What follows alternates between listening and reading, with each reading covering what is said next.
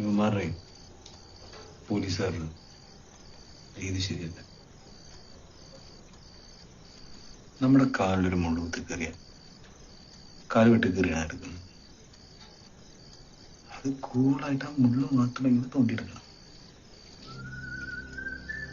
നമ്മളൊക്കെ ഒരു പണിക്കിറങ്ങുമ്പോൾ കട്ടർ കൊണ്ട് സോഫ്റ്റായിട്ട് സ്കിന്നിൽ ഒന്ന് ടച്ച് ചെയ്ത് നോക്കും. ആളനങ്ങിയില്ലെങ്കിൽ മാത്രം പതുക്കെ ആ മാല കെട്ടി എന്നിട്ട് മാലയുടെ ഒരു അറ്റം എടുത്ത് ക്ലോത്തിന്റെ മേലേക്ക് ഇടും. ഇത് പതുക്കെ അതിന്റെ ലയത്തില് വിരലിലേക്ക് ഇങ്ങനെ ചുറ്റും ചുറ്റി ചുറ്റി ഒറ്റ.